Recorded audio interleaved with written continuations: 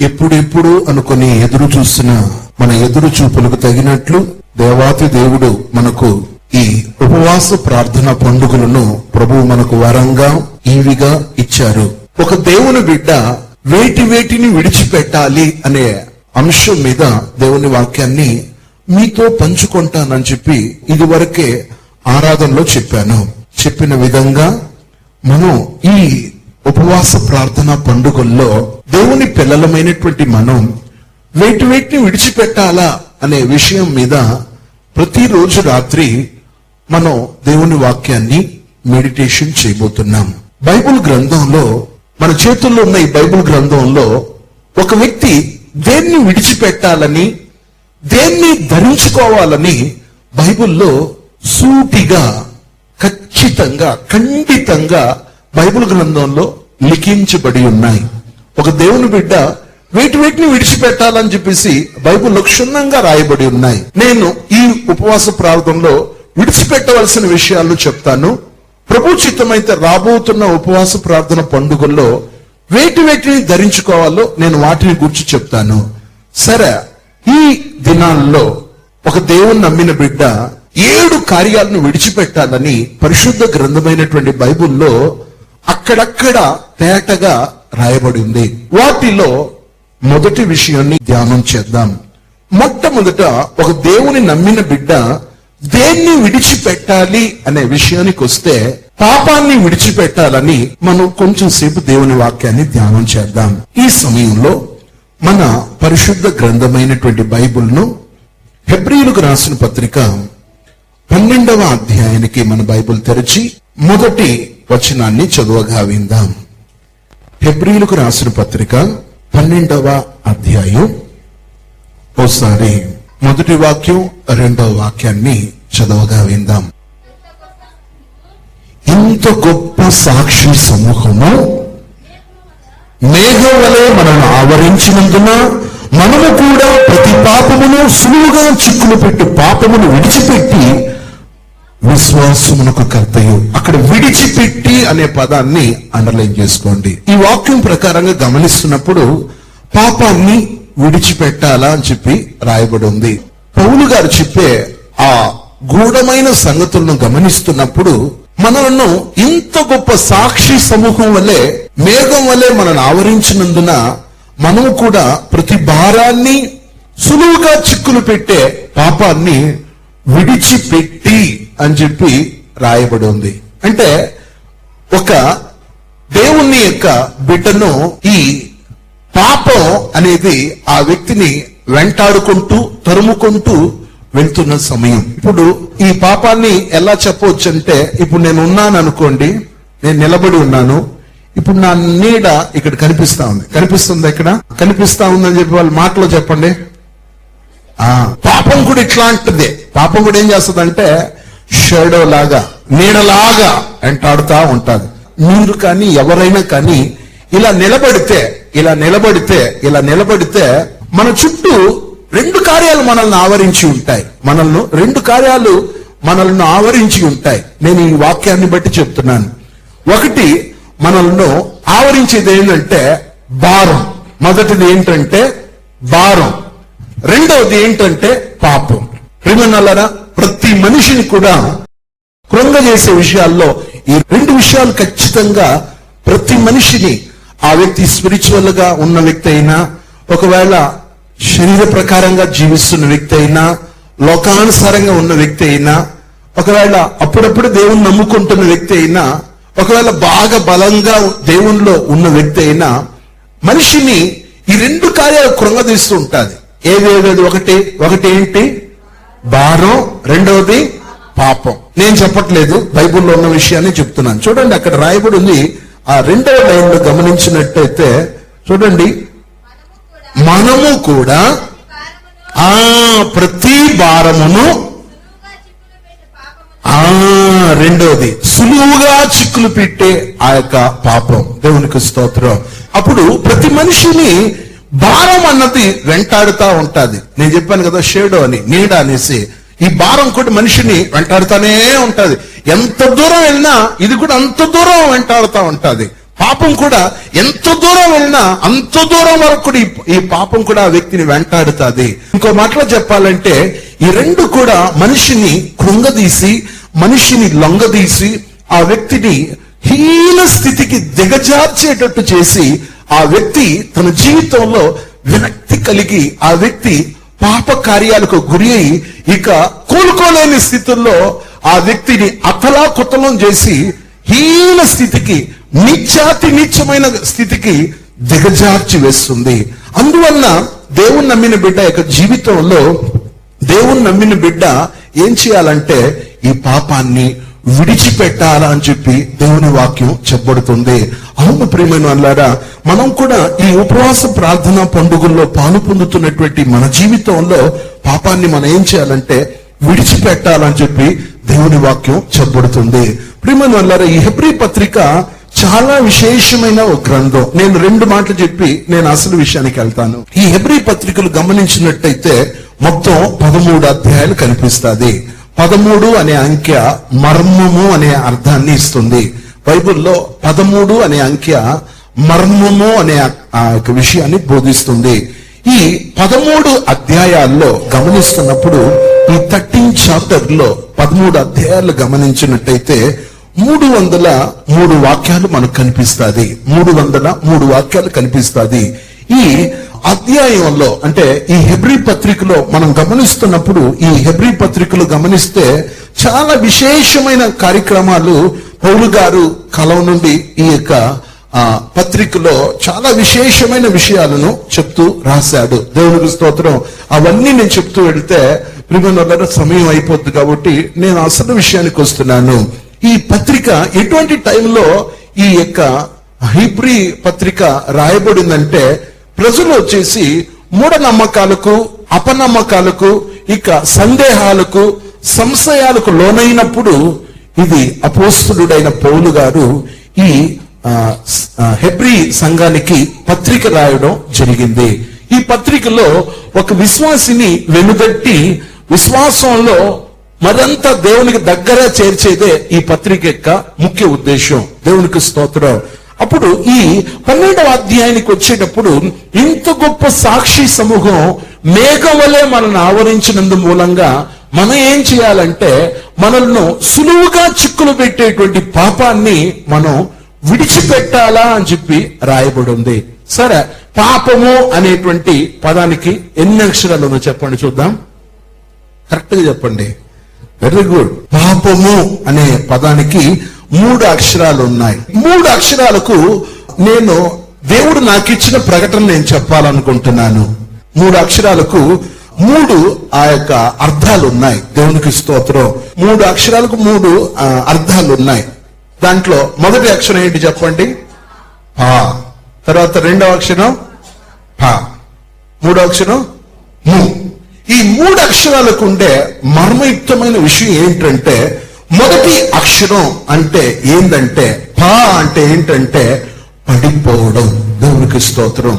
పా అంటే పడిపోవడం. పాపము అనే 3 అక్షరాలు ఉండే మొదటి అక్షరానికి ఉండే ఆ యొక్క అర్థం ఏంటంటే పడిపోవడం. ఎవరు పడిపోతారంటే పాపంలో ఉన్న వ్యక్తి ఫస్ట్ పడిపోతాడు. బైబిల్ గ్రంథంలో 1 కొరింథీయులకు రాసిన పత్రిక 10:12గా చదివితే అర్థమవుతుంది. చూడండి, చదువుగా విందాం. 1 కొరింథీ 10:12. తాను నిలుచుచున్నానని అట్లా చదవాలా. తలంచుకున్నవాడు పాడకుండునట్లు. ఒకసారి హల్లెలూయా చెప్పండి. హల్లెలూయా. ఇక్కడ తాను నిలిచి ఉన్నాను అనుకునే వ్యక్తి పడకుండా చూడాలంట. ఇక్కడ గమనిస్తే తాను నిలుచుచున్నాను అనుకునే వ్యక్తి పడకుండా చూడాల. పా అనే అక్షరంలో ఉన్న మొదటి అక్షరం ఏంటంటే, పాపం అనే అక్షరంలో ఉన్న మొదటి అక్షరం చెప్పండి మీరు. దేవునికి స్తోత్రం. మొదటి అక్షరం పా. పా అంటే పడిపోవడం. సరే, ఇప్పుడు నేను మిమ్మల్ని అడుగుతున్నాను, పడిపోవడం ఎప్పుడు పడిపోతాం అని చెప్తే మీరు దీన్ని కరెక్ట్ గా చెప్తారు. ఎప్పుడు పడిపోతాం మనం? క్యాజువల్ గా చెప్పండి. అజాగ్రత్తగా నడిచేటప్పుడు పడిపోతాం. Very good. ఇంకోటి, కాలు జారేటప్పుడు పడిపోతాం. Very good. ఇంకోటి, ఆచి తూచి అడుగు వేగినప్పుడు పడిపోతాం. ఆలోచిస్తున్నప్పుడు ఎప్పుడెప్పుడు పడిపోతామంటే, మనం కేర్ తీసుకోకుండా మనం నిర్లక్ష్యంగా ఉన్నప్పుడు, నిర్విచారంగా ఉన్నప్పుడు, అశ్రద్ధగా ఉన్నప్పుడు, కాలు జారేటప్పుడు పడిపోవడం జరుగుతుంది. పాపం కూడా ఒక వ్యక్తికి ఎప్పుడు ఆ వ్యక్తిలోనికి ఎంటర్ అవుతుందని చెప్పి గమనిస్తే అజాగ్రత్త సమయంలో, మనం ఆదమరిచి ఉన్నప్పుడే జరుగుతుంది. ఎట్లా అని మీరు ఆలోచించవచ్చు. ఏదైనా తోటలో చూడండి, ఆదాము ఉన్నంత వరకు వారిలో పాపం ప్రవేశించలేదు. బహుశా నేను అనుకుంటున్నాను, ఆదాము హవ్వలు అంటే ఒకే చోట ఉంటే సాతానుడు వాళ్ళ దగ్గర వచ్చి ఉండేవాడు కానే కాదు. ఎప్పుడైతే ఆదాము ఏదో పని మీద వెళ్ళినప్పుడు, స్త్రీ ఒంటరిగా ఉన్నప్పుడే ప్రియమైనలారా ఆ ఏదైనా తోటలో పాపం అన్నది ప్రవేశించింది. ఇక్కడ ఉన్న మీలో చాలా మందికి ఆదాము హవ్వల కథ తెలుసు.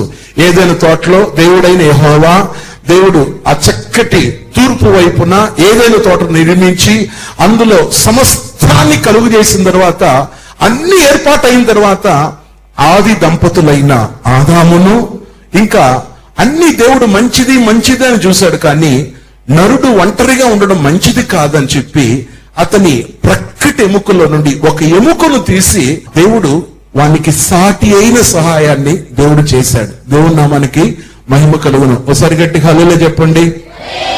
హల్లెలూయా. అప్పుడు ఆ తోటలో పాపం ప్రవేశించడానికి కారణం ఎప్పుడు అది జరిగిందంటే వాళ్ళు నిర్లక్ష్యంగా ఉన్నప్పుడు. ఇంకో మాటలో చెప్పాలంటే ఆదాము తోటలో అంటే హవ్వ దగ్గర లేనప్పుడే పాపం సులువుగా అటాక్ చేసింది. భూమి మీద పాపం అనేది ఎప్పుడైనా కానీ చూడండి, మనం ఆదమరిచి ఉన్నప్పుడే, మనం అలసిన వేళలోనే జరుగుతూ ఉంటాయి. నేను ఎక్కువగా డ్రైవర్లను అడుగుతూ ఉంటాను, అయ్యా మీరు డ్రైవింగ్ ఎంతకాలం చేస్తున్నారు? మీరు డ్రైవింగ్ ఫీల్డ్ లోనికి వచ్చిన తర్వాత ఏదైనా యాక్సిడెంట్ జరిగినాయా? జరిగేటప్పుడు ఎలా జరిగిందని చెప్పి కొంతమంది డ్రైవర్లు నేను అడుగుతూ ఉంటాను. ప్రయాణం చేసేటప్పుడు వాళ్లకు నిద్ర రాకుండా ఉండడానికి, ఇంకా చక్కగా ప్రయాణం సాగడానికి అడుగుతుంటాను. అప్పుడు డ్రైవర్లు చెప్పేది ఏంటో తెలుసా? సార్, బాగా 2-3 రోజులు మేము మేల్కొని వాహనాలు నడిపే అలవాటు ఉంటాయి, కానీ కొన్నిసార్లు నాకు మంచి ఎక్స్పీరియన్స్ ఉంది కదా, నాకు బాగా అనుభవం ఉందని చెప్పి నేను అనుకునేటప్పుడే సార్ ఎక్కడో గోతిలో బండి పడిపోయి ఉంటుంది, ఇంకా బండి మొత్తం నుజ్జుగా బాగా డ్యామేజ్ అయిపోద్ది, అట్లా కళ్ళు మూసి కళ్ళు తెరిసేటప్పుడు ఇట్లా జరిగిపోయి ఉంటుంది. ఎప్పుడైతే అజాగ్రత్త ఎంటర్ అయ్యేటప్పుడు ఇలా జరుగుతుంది అని చెప్పి డ్రైవర్లు చెప్తూ ఉంటారు. ఆలోచించండి, కొంచెం మనం ఏం పర్వాలేదు అలసినాము అనేటప్పుడే ఇటువంటి ప్రమాదాలు జరుగుతాయి. అందువల్ల ఎప్పుడు ప్రమాదం జరుగుతుంది అని చెప్పి గమనిస్తే, ఇంకో మాటలో మన ధ్యానిస్తున్న విధంగా ఎప్పుడు పాపం అన్నది మన మీద చలామణి చేస్తదంటే, మనం కొంచెం అజాగ్రత్తగా ఉన్నప్పుడు, మన కాలు జారేటప్పుడు, మన జీవితంలో కొంచెం ఆషామాషగా ఉండేటప్పుడు అవి ఏం చేస్తుందంటే మనల్ని పతన స్థితికి దిగజారుస్తుంది. అందుకే ఈ వాక్యంలో రాయబడిన విధంగా పతనం అనేది అది పడిపోయేదానికి హేతువుగా మారుస్తుంది. అందువల్ల ఈ వాక్యంలో రాయబడిన విధంగా గమనిస్తున్నప్పుడు, తాను నిలుచుచున్నాను అనుకునేటువంటి వ్యక్తి ఏం చేయాలంట? పడకుండా, చెప్పండి, పడకుండా ఏం చేయాలంట? జాగ్రత్తగా చూసుకోవాలా. అందుకే దేవుని పిల్లలమైనటువంటి మనం పడకుండా మనం చాలా జాగ్రత్తగా ఉండాలా.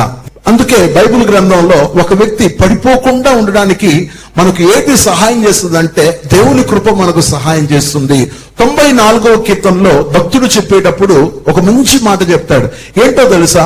నా కాలు జారనని నేను అనుకొనగా యెహోవా నీ కృప నన్ను బలపరిచింది అని చెప్పి చెప్తున్నాడు. చూద్దామా ఒకసారి బైబిల్ను 94వ కీర్తనకు మన బైబిల్ తెరచి చూస్తే అక్కడ దేవుని వాక్యమైనటువంటి బైబిల్ ఏం చెప్తుందంటే చాలా చక్కటి ఒక మాట రాయబడి ఉంది. చూద్దాం ఆ మాట ఎలా ఉంటుందని చెప్పి గమనిస్తున్నప్పుడు, నా కాలు జారనని నేను అనుకొనగా యెహోవా నీ కృప నన్ను బలపరిచింది అని చెప్పి చెప్తాడు. ఆ మాటను చూద్దాం.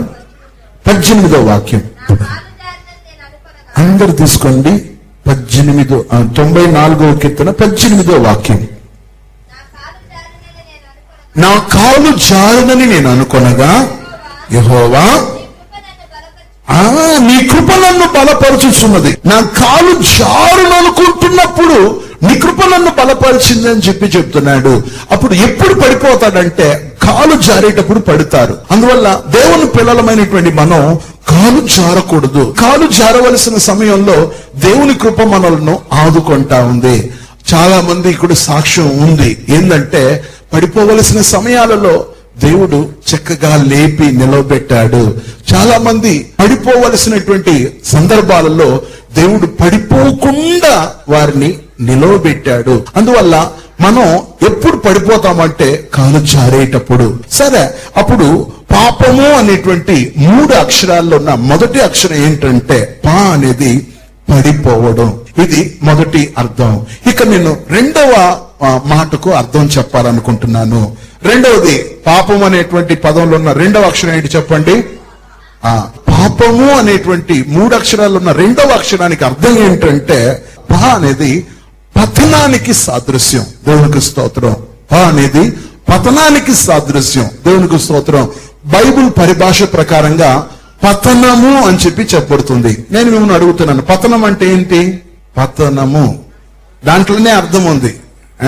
పతనము అంతము, పతనము అంతం.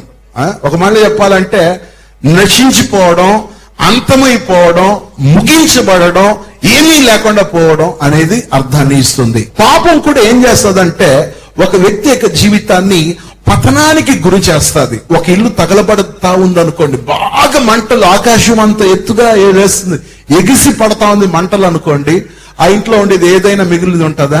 ఏమీ మిగలదు. అంతా మొత్తం బూడిదైపోతుంది, మొత్తం మండి, మొత్తం అంత అగ్నికి ఆహుతి అయిపోతుంది. అదే విధంగా పాపం ఒక వ్యక్తిని ఏలుబడి చేసి, పాపం ఒక వ్యక్తిని పరిపాలించే ఆ సందర్భాలలో ఆ వ్యక్తి మీద పాపం తన యొక్క ప్రెషర్ పెట్టి, పాపం ఆ వ్యక్తిని మంట కలిపి ఏమీ లేకుండా ఆ వ్యక్తిని పతనానికి గురి చేస్తా ఉంటాది. మీలో చాలా మంది వయసు అయినటువంటి వృద్ధులైన వారు ఇక్కడ ఉన్నారు. భూమి మీద ఏ వ్యక్తిలో, ఏ కుటుంబంలో, ఏ కుటుంబం వారిలో పాపం అనేది ఉండిందో మనం పూర్వం నుండి చూస్తూ ఉంటాం, కాలాకాలాల నుండి చూస్తూ ఉంటాం.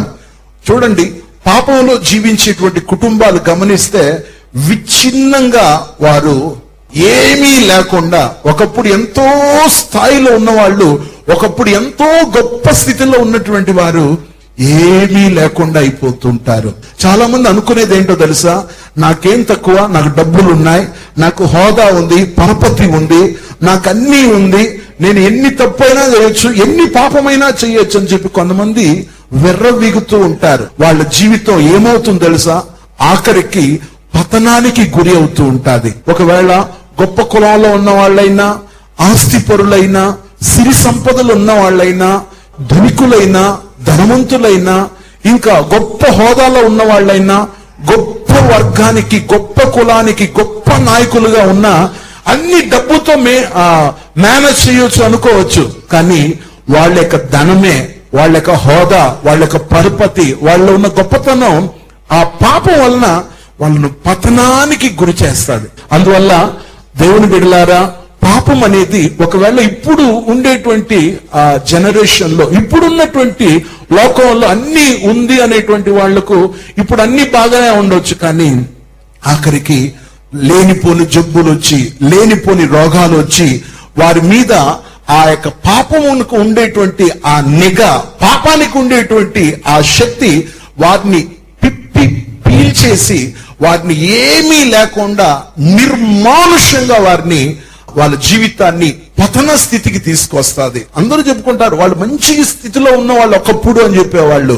ఒకప్పుడు వాళ్ళ మంచి స్థితి, కానీ వాళ్ళ పాపం వాళ్ళను వెంటాడి వెంటాడి వేటాడి వారిని ఏమీ లేకుండా చేస్తుంది. అందువల్ల దేవుని వాక్యాన్ని వింటున్న దేవుని బిడ్డలారా, మనం కూడా పాపాన్ని గురించి చాలా కేర్ తీసుకోవాలా.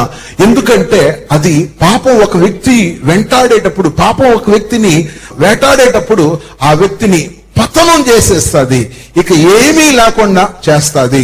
మీకు అర్థమయ్యేటట్టు చెప్తున్నాను.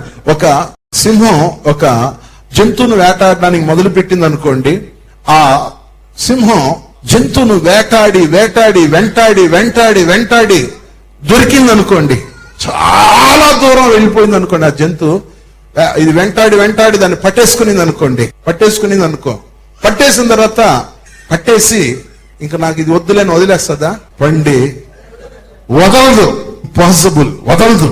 ఇది ఇంత నన్ను తిప్పించింది అని చెప్పేసి కసి మొత్తాన్ని ఇక కొరికి నమిలి మొత్తం లేకుండా మొత్తాన్ని తినేస్తాను. అవును ప్రియమైన వాళ్ళారా, నేను ఎందుకు చెప్తున్నానంటే పాపం పతనానికి గురి చేస్తుంది, ఇంకా లేకుండా అది అంతం చేస్తుంది. ఇదే బైబిల్లో ఉన్న పాపము అనే రెండవ అక్షరానికి పా అనేది పతనం అయ్యేటట్లు చేస్తుంది. ఇది రెండవ ఆ యొక్క అక్షరానికి ఉన్న అర్థం. ఇక మూడవ మాట ఏంటి చెప్పండి? మూడవ అక్షరం ఏంటి చెప్పండి? ము అనేది గమనించినట్టయితే ముక్తిని చేరకుండా చేసేది. ము అంటే ఏంటంటే ముక్తిని చేరకుండా చేస్తుంది. ము అంటే ఏంటంటే ముక్తిని చేరకుండా, ఇంకో మాటలో మన భాషలో చెప్పాలంటే మోక్షాన్ని చేరకుండా చేస్తుంది. ము అంటే ఏంటి చెప్పండి? ము అంటే ఏంటి? మోక్షాన్ని చేరకుండా చేస్తుంది. మోక్షం అంటే ఏది? పరలోకం. వెరీ గుడ్, ఆలోచించి అని చెప్పి చెప్తున్నారు. ము అంటే ఏంటంటే చెప్పండి? మోక్షాన్ని ఒక వ్యక్తి పొందకుండా చేసేదే ఈ మూడవ అక్షరం. భూమి మీద ఎందుకు మోక్షాన్ని ఆ యొక్క చేరకుండా చేస్తుందంటే, చూడండి బైబుల్లో లూసిఫర్ అనేటువంటి ఒక దేవదూతను గురించి బైబుల్లో ఉంది. ఆ వ్యక్తి పాపం చేయడానికి ముందు వరకు గమనించినట్టయితే దేవునితో సమానంగా ఉండినవాడు. కానీ ఒకరోజు అతని మనసులో గర్వించాడు. ఏం గర్వించాడు తెలుసా? నేను నా సింహాసనాన్ని దేవుని సింహాసనానికంటే పైగా నేను హెచ్చించుకుంటాను, నేను మహోన్నతునితో సమానంగా చేసుకుంటానని చెప్పి తన మనసులో గర్వించాడు. అప్పుడు దేవాతి దేవుడు, తండ్రి అయిన దేవుడు ఏం చేశాడు తెలుసా? వాడిని నేలకు ఒక్కసారిగా నెట్టివేసడం జరిగింది. మీరు బైబిల్లో యెషయా గ్రంథం 14వ అధ్యాయాన్ని, యెహెజ్కేలు గ్రంథం 28వ అధ్యాయాన్ని చదివితే ఈ సంభవాలు మీకు అర్థమవుతాది. దేవునికి స్తోత్రం. ఈ తేజో నక్షత్రాన్ని ఎప్పుడైతే దేవుడు ఆకాశం నుండి నేలకు నెట్టివేశాడో అప్పుడు ఈ పడిపోయిన దూత, ఈ లూసిఫర్ ఏం చేశాడు తెలుసా? ఓహో, ఈ స్థానం నాకు దక్కకపోయింది, ఈ స్థలం నాకు చిక్కకపోయింది, నేను ఈ స్థలాన్ని పోగొట్టుకున్నాను, కాబట్టి ఈ స్థలానికి ఎవరు నేను పోనీయకుండా చేస్తానని చెప్పి సైతాన్ ఏం చేశాడంటే కంకణం కట్టుకున్నాడు. మన భాషలో చెప్తున్నాను. సైతాన్ ఏం చేశాడు తెలుసా? నేను పోగొట్టుకున్నది ఇంకెవరికి దక్కకూడదు అని చెప్పేసి ఈ సైతాన్ ఏం చేశాడు తెలుసా?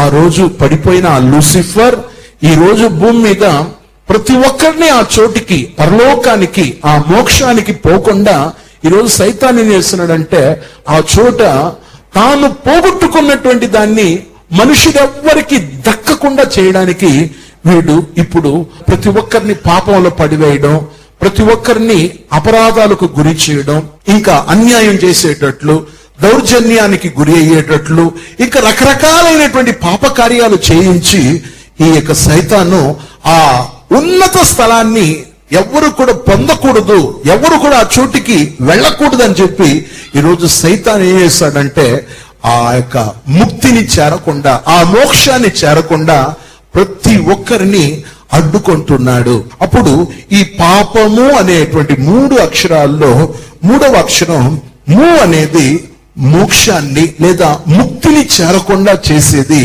ఈ పాపం. అందువల్ల దేవుని పిల్లలమైనటువంటి మనం పాపం చేయకూడదు. బైబిల్ గ్రంథంలో గమనించినట్టయితే భయపడకుడి అనే ప్రతి చోట రాయబడింది. కానీ ఒకే ఒక విషయానికి మాత్రం భయపడాలని బైబిల్లో ఉంది.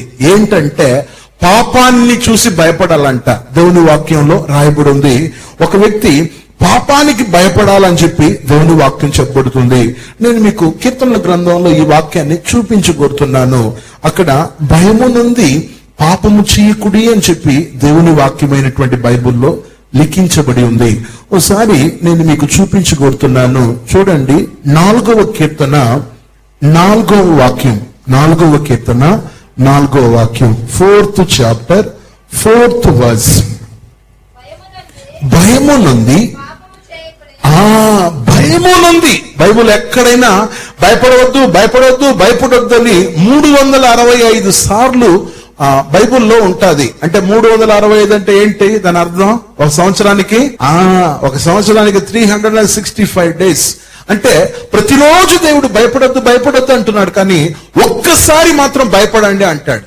ఎందుకు అంటే పాపానికి మాత్రం భయపడండి. అందువల్ల ఒక వ్యక్తి పాపానికి భయపడాలా. పాపం అనేది ఒక వ్యక్తిని ఏలుబడి చేయకుండా పాపాన్ని చూసి ఒక దేవుని నమ్మిన బిడ్డ భయపడాలా. పాపం అనేది ఒక వ్యక్తిని ఎంత స్థితికి దిగజారుస్తుందని చెప్పి బైబిల్ గ్రంథంలో గమనించినట్టయితే, బైబిల్ గ్రంథంలో నేను మీకు చూపించగోరుతున్నాను. పాపం అనేది ఒక వ్యక్తికి ఎలాంటి అనుభవాన్ని ఇస్తుందంటే, ఒక వ్యక్తికి నష్టాలు కానీ కష్టాలు కానీ బాధలు కానీ ఇవన్నీ రావడం వల్ల కారణం ఏంటంటే పాపం వలన. నేను కొన్ని విషయాలు మీ ముందు పెడుతున్నాను. మొదటి విషయాన్ని నేను చెప్తున్నాను. మొదట శిక్ష అనేది ఎట్లా వస్తుందంటే పాపం వల్లనే శిక్ష వస్తుంది. చూడండి, కొన్నిసార్లు దేవుడు నన్ను శిక్షించాడు అని చెప్తూ ఉంటారు కొంతమంది. ఆ శిక్ష రావడానికి గల కారణం ఏంటంటే పాపం వలన. ఒకసారి బైబిల్ తీసి ఇర్మియా గ్రంథం 14వ అధ్యాయం 10వ వాక్యం చదివితే అక్కడ దేవుని మాట ఇలా ఉంది. ఇర్మియా గ్రంథం 14:10. ఇర్మియా 14:10.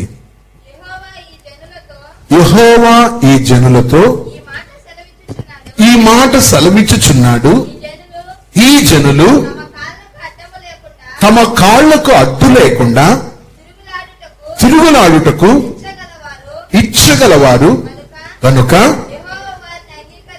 యెహోవా వారిని అంగీకరింపడు. ఇప్పుడు ఆయన వారి అక్రమమును జ్ఞాపకము చేసుకొనును, వారి పాపములను బట్టి అండర్లైన్ చేసుకోండి, వారి పాపాన్ని బట్టి దేవుడు వారిని శిక్షిస్తాడు. ఒక వ్యక్తికి శిక్ష వచ్చిందంటే దానికి గల కారణం ఏంటంటే దానికి పాపమే కారణం. ప్రియమైన వాళ్ళారా, ఇక్కడ క్లియర్ గా రాయబడినది 10వ వాక్యంలో వారి పాపమును బట్టి వారిని శిక్షించును అని చెప్పి రాయబడి ఉంది. ఇదే మాటను ఓషియా గ్రంథం 8వ అధ్యాయం 13వ వాక్యం చదివితే, ఓషియా గ్రంథం 8:13 చదివితే అక్కడ కూడా ఇశ్రాయేలీలైనటువంటి తన బిడ్డల్లో పాపం అనేది ఎలా వారి మీద అఘాయిత్యం చేసిందో చూద్దాం. ఓషియా 8:13. ఓషియా 8వ అధ్యాయం 13వ వాక్యం.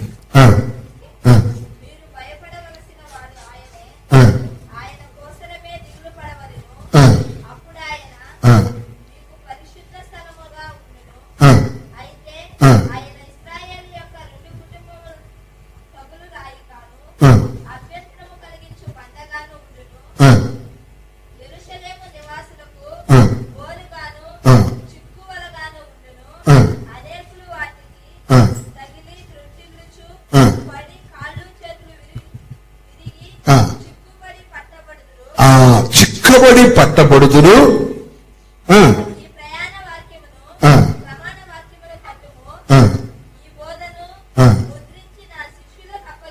వారికి వారి కాళ్ళకు తగులుతున్నాయి, వారి జీవితాలకు తగులుతున్నాయి. ఎందుకు అలా జరుగుతున్నాయంటే ఆ పాపం వలన వారి జీవితం పతనమయ్యింది. ఒక మాటలో చెప్పాలంటే పాపాన్ని బట్టి దేవుడు వారిని శిక్షించాడు, పాపాన్ని బట్టి వారిని మొత్తడం జరిగింది. ఇక నేను పాపాన్ని బట్టి చాలా విషయాలు చెప్పాలనుకున్నాను. ఇర్మియా గ్రంథం 5వ అధ్యాయం 25వ వాక్యాన్ని చదివితే, మీకు మేలు కలగకుండా ఉండడానికి మీ పాపాలే కారణమయ్యిందని చెప్పి దేవాతి దేవుడు చెప్తున్నాడు. ఓసారి చూపిస్తున్నాను చూడండి. బైబిల్లో ఇర్మియా గ్రంథం 5:25వ వాక్యం చదివితే, మీకు మేలు కలుగుకుంటున్నట్లు మీ పాపములే కారణమైందని చెప్పి రాయబడి ఉంది. మీకు మేలు కలుగుకుంటున్నట్టు మీ పాపములే కారణము. చూడండి, పాపముని బట్టి వారికి మేలు కలగలేదు. వారికి గమనించినట్టయితే వారికి మేలు కలగలేదు. మేలు అని చెప్పినప్పుడు దానికి వ్యతిరేక పదం ఏంటంటే, చెప్పండి, వ్యతిరేక పదం ఏంటి? కీడు. మేలుకు వ్యతిరేక పదం ఏంటంటే కీడు. కీడే వారికి ప్రాప్తిస్తున్నాయి. ఎటు వెళ్ళినా ఎటు వారి జీవితాలు కీడుగానే కనిపిస్తుంది. వాళ్ళ జీవితంలో కొంచెమైనా మేలు దొరకట్లేదు. అంటే బాగా గుర్తు పెట్టుకోనండి, ఒక వ్యక్తికి మేలు కలగకుండా ఉండడానికి గల కారణం ఏంటంటే పాపం ఉన్నంత వరకు ఆ వ్యక్తి మేలు పొందలేడు. అందువల్ల దేవుని పిల్లలమైనటువంటి మనం పాపాన్ని మనం గ్రహించి, పాపాన్ని బట్టి మనం ఏం చేయాలంటే, పాపాన్ని బట్టే మనకు ఇటువంటి ఇది కీడుగా ఉందని చెప్పేసి గుర్తు పెట్టుకోవాలా. సరే, అప్పుడు మొదటిది పాపాన్ని బట్టి ఫస్ట్ ఏం కలిగింది? శిక్ష వచ్చింది. ఒకటి. పాపాన్ని బట్టి రెండోది ఏం కలిగింది? మేలు కలగలేదు, కీడే వచ్చింది. దాని అర్థం మూడవది చెప్పి నేను ముగిస్తాను. మూడవది గమనించినట్టయితే పాపాన్ని బట్టి దోషం అన్నది ఏర్పడింది. చూద్దామా దేవుని వాక్యంలో దానియేలు గ్రంథం 9:16 గమనించినట్టయితే, మా పాపమును బట్టి దోషమును బట్టి అని చెప్పి అక్కడ రాయబడి ఉంది. చూద్దామా 9:16 దానియేలు 9:16. ప్రభువా, మా పాపమును బట్టి మా పితరుల దోషమును బట్టి యెరూషలేము దేవునికి స్తోత్రం, నీ జనుల చుట్టూ ఉన్న సకల ప్రజల ఎదుట నిందాస్పదమైంది. ఇప్పుడు 24వ వాక్యం కూడా చదువమ్మా. 24వ వాక్యం, తిరుగుబాటును మాన్పుటకును పాపమును నివారణ చేయుటకును దోషానికి ప్రాయశ్చిత్తం జరగాల. ఒక మాట చెప్పాలంటే, దోషము పాపం అనేది గమనించినట్టయితే ఉన్నంత వరకు ఇంకా ప్రాయశ్చిత్తం లేదు. ఇట్లా బైబిల్ గ్రంథంలో గమనించినట్టయితే పాపాన్ని బట్టి గమనిస్తున్నప్పుడు ఆ వ్యక్తి జీవితంలో మేలు పొందలేని స్థితి, పాపాన్ని బట్టి వారికి కీడులు కలుగుతున్నాయి, పాపాన్ని బట్టి వారి జీవితం వినాశనమైనటువంటి స్థితికి దిగజారిపోతున్నాయి. అందువల్ల మనల్ని మనమే నిదానించుకోవాల్సింది ఏంటంటే, మన పాపాన్ని విడిచిపెట్టాలా. పాపాన్ని ఒక వ్యక్తి విడిచిపెట్టాలా. పాపాన్ని ఒక వ్యక్తి విడిచిపెట్టాలా. అప్పుడే దేవుని ఆశీర్వాదాలు వస్తాయి. అందువల్ల దేవుని పాదాల దగ్గరకు ఉన్నటువంటి మనం ఏం చేయాలి తెలుసా? వదిలిపెట్టాలా. సర్టైన్ టైం వరకే దేవుడు ప్రతి ఒక్కరికి టైం ఇస్తాడు. భూమి మీద గమనించండి, ఎంతటి మహానుభావులైనా ఎంతటి గొప్ప వాళ్ళైనా ప్రభు అనుమతిస్తూ ఉంటాడు. కొన్నిసార్లు వాళ్ళ పాపానికి వాళ్ళని అప్పగిస్తాడు. ఎందుకో తెలుసా? ఎంతకాలం నువ్వు అనుభవిస్తావు, అనుభవించు రాజా, ఎంతకాలం. కానీ ఒక రోజు దేవుడు వదిలేస్తాడు. ఆ పాపం ఏం చేస్తావు తెలుసా? ఆ వ్యక్తి మీద ఆ వ్యక్తిని ఇంకా తన బుట్టలో వేసేసుకుంటాది. ఇప్పుడు కూడా చెప్పి ముగిస్తాను. ఒకానొక సమయంలో గమనించినట్టయితే ఆకాశంలో ఉన్నటువంటి గద్ద గమనించినట్టయితే చాలా ఆకలిగా ఉండింది. ఇట్లా ఉన్నప్పుడు గమనించినట్టయితే ఒక స్థలంలో వాటర్ ఫాల్స్, ఆడ నీళ్లు ఏకరాశిగా పడి అలా పరవళ్ళు త్రొక్కుతున్నాయి. ఇట్లున్నప్పుడు గమనిస్తే ఈ గద్ద చూసింది, ఆకలి మీద ఉన్న ఈ గద్ద ఆహారం కోసం వెతుకులాడుతూ అది తడులాడుకుంటూ ఎక్కడ దానికి ఆహారం చిక్కకుండా ఉండింది. ఇట్లున్నప్పుడు ఒక స్థలంలో నుండి నీళ్లు ప్రవాహంగా పరవళ్ళు త్రుక్కుతున్నప్పుడు స్థలంలో నీటి యొక్క ఆ యొక్క వేగానికి, ఆ ఫోర్స్ లో ఏదో ఒక నల్లని ఒక ఆకారం పొరలాడుకుంటా నీళ్లలో అలా వెళ్ళిపోతా ఉంది.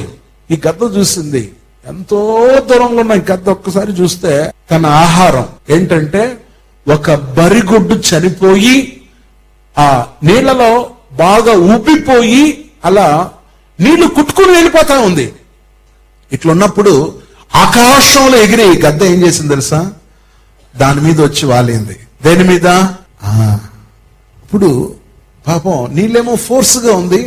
ఈ గద్ద వెళ్ళి ఆ ముక్కు సహాయంతో ఆ బరిగొడ్డు యొక్క కళేబరాన్ని పూడ్చి తినడం మొదలు పెట్టింది. నోటికి వస్తున్నప్పుడు ఇది చాలా ఆకలిగా ఉంది కదా, కడుపు నింపుకోవాలనే ఆతృతతో పొడిచి తింటా ఉంది. కానీ చాలా ముక్కు పదునుగా ఉండటం వలన వస్తుంది, కానీ ఇంకా లోతుగా పొడిచి తింటా ఉంది. ఇట్లా ఉన్నప్పుడు గమనిస్తే నీళ్లు వేగంగా కొట్టుకుని రావటం వలన ఆ అటు ఇటు కదులుతా ఉంది, ఆ బరిగొడ్డు తిరుగుతా ఉంది, పొడుస్తా ఉంది. అది దానికి కరెక్ట్ గా గ్రిప్ దొరకలేదు. ఇట్లా ఉన్నప్పుడు జరిగింది ఏంటో తెలుసా? ముక్కును చాలా వేగంగా, చాలా ఫోర్స్ గా ఆ మాంసం లోపలికి చొచ్చుకుని వెళ్ళేటట్లు పొడుస్తా ఉంది. ఇలా ఉన్నప్పుడు గమనించినట్టయితే వాటి యొక్క కాళ్ళకున్న గోర్లు వలన, పొదునుగా ఉండటం వలన వాటి గోర్లు ఆ మాంసం లోపలికి, అది ఎప్పుడో చనిపోయి దగ్గర చాలా రోజులు అయినట్లుంది, ఆ గోర్లన్నీ కూడా ఆ యొక్క బరిగొడ్డు యొక్క ఆ యొక్క కళేబరం లోపలికి, ఆ మెత్తటి మాంసం లోపలికి దిగబడిపోతా ఉంది. ఇది ఏం చేస్తాం తెలుసా? పొడిచి తింటా ఉంది. కానీ జరిగిందంటే తెలుసా, ఇది పొడిసింది, అది ఆ ముక్కుకు వచ్చింది, కానీ సరిపోవట్లేదు, ఇంకా పొడిస్తా తింటా ఉన్నప్పుడు గమనిస్తే ఒక పెద్ద నీటి ఆ యొక్క నీళ్లు వేగంగా కొట్టడం వలన జరిగిందంటే తెలుసా, ఆ గద్ద అలా బోర్ల పడిపోయింది. ఏమైందంటే ఆ బొరుగుడు తిరగబడటం వలన అది కూడా అది ఏమైపోయింది. ఆలోచించండి, ఆ గద్దకు టైం ఇవ్వబడింది, సర్టన్ టైం ఇవ్వబడింది. ఆ టైం లోపల అది పట్టేసుకొని వదిలిపెట్టేసి ఉంటే అది బ్రతికిపోయి ఉంటది, కాపాడబడి ఉంటది. కానీ ఇప్పుడు ఇది వదిలేసింది, ముక్కుతో వదిలేసింది, దాన్ని వద్దులే ఇంకా అని చెప్పి ఇది వదిలేసింది. కానీ తను ఏది వదలలేదు, ఆ బరిగొడ్డ తను వదలలేదు. గోర్లు లోపలికి చిక్కుకుపోయింది. కాబట్టి అది ఇక బయటికి రావాలన్నా కానీ రాలేని పరిస్థితి. సేమ్ పాపం కూడా ఒక వ్యక్తిని పట్టుకునిందంటే ఇంకా వదిలిపెట్టదు. అందువల్ల ఒక కాల వ్యవధి ఉంది. ఆ కాల వ్యవధి లోపల ఆ పాప జీవితానికి టాటా బాయ్ బాయ్ చెప్తే ఇక మనం బతికి బయటపడతాం. ఒకవేళ ఎప్పుడు ఇదే మన జీవితం ఇంతే, మన బ్రతుకులు ఇంతే అని చెప్పి పాపాన్ని విడిచిపెట్టకుండా ఉంటే పాపం నిన్ను పట్టేసుకుంటాది. అందువల్ల దేవుని బిడ్డలారా, మనమందరం కలిసి మోకరించి ప్రార్థన చేసుకుందాం. ప్రభువా, నేను మొట్టమొదట పాపాన్ని విడిచిపెడతాను. ఇంత గొప్ప సాక్షి సమూహం మేఘం వలె నన్ను ఆవరించినందున సులువుగా చిక్కులు పెట్టేటువంటి పాపాన్ని నేను వదిలిపెడతాను నాయనా. పాపానికి ఉండేటువంటి ఆ 3 అక్షరాలకు అర్థం చెప్పావు నాయనా. పా అంటే పడిపోవడం అన్నావు, పా అంటే పతనమైపోవడం అన్నావు, ము అంటే ముక్తిని చెరగపోయేటట్లు అని చెప్పావు నాయన. నా జీవితంలో పాపానికి ఇక ప్రభువా ఏమాత్రం చోటు ఇవ్వనైనా నాకు సహాయం చేయండి ప్రభు అని చెప్పి అందరూ అడుగుదాం. నేను ఈ కూటాన్ని ముగిస్తున్నాను కాబట్టి అందరూ పెద్ద మోకాలు వేసుకొని ప్రభు సన్నిధానంలో ఒక చిన్న తీర్మానం చేసుకుని దేవుని ఆలయం నుండి, దేవుని మందిరం నుండి మనం తిరిగి వెళ్ళబోతున్నాం. అందరూ కూడా ప్రభువా పాపాన్ని విడిచిపెట్టాలైనా. 2 కార్యాలు నా వెంటాడుతా ఉందని నువ్వు చెప్పావు నాయనా. నిజమే నాయనా. ఒకటేమో నన్ను సులువుగా చిక్కులు పెట్టేటువంటి, ఏంటి సులువుగా చిక్కులు పెట్టేది? ఒకటి భారం, రెండవది పాపం. ఈ 2 నన్ను ఏమీ లేకుండా చేయాలని ఇవి నన్ను వెంటాడుతుంది నాయన. కానీ నా వెంట నువ్వు ఉండు నాయన, నా వెంట నువ్వు ఉండు నాయన. నువ్వు నా వెంట ఉంటే నేను పాపం చేయనైనా, నీ కరుణ నా మీద ఉంటే నేను భక్తిగా ఉండగలను ఆయన అని చెప్పి అందరూ కూడా నేను కలిసి మోకాళ్ళ మీద ఉండి అందరూ అడుగుదా. ఈ రాత్రి వేళ దేవుని బిడ్డ మనం ఆశీర్వాదంతో తిరిగి వెళ్ళబోతున్నాం, ఆశీర్వాదంతో మనం తిరిగి వెళ్ళబోతున్నాం. కాబట్టి ఎవ్వరు కూడా మౌనంగా కానీ ఎవరు కూడా ఆషామాషాగా ఉండిపోయి దేవుని ఆశీర్వాదాలను మనం వ్యర్థం చేసుకోకూడదు. అందరినీ ఆశీర్వదించాలని ప్రేమగల దేవుడు, కరుణగల తండ్రి మనకు సహాయం చేయడానికి వచ్చినాడు. దేవా, నా పాపాలను వదిలిపెడుతున్నానైనా, నా పాపాలను వదిలిపెడుతున్నానైనా. నాకు నువ్వు సహాయం చేయండి. తెలియక చేసిన పాపాలు ఉన్నాయి, తెలిసి చేసిన పాపాలు ఉన్నాయి, వాటన్నిటినీ నేను వదిలిపెట్టేస్తున్నానైనా. నీ దయ నా మీద ఉంచునైనా, నీ కనికరం నా మీద పెట్టునైనా. నీ దయ వలన నేను ప్రభువా నీ ఆశీర్వాదాలకు లోనవ్వాలైనా. దేవాంచి పడుగుదా. ఈ రాత్రి ఎవరెవరు దేవుని దగ్గర ఎలుగెత్తబోతున్నారో, ఎవరెవరు దేవుణ్ణి అడగబోతున్నారో అలాంటి వారికి దేవుడు సహాయం చేయాలని, అలాంటి వారికి తన సహాయ సహకారాన్ని ఇవ్వాలని దేవుడు కోరుతున్నాడు. హల్లెలూయా.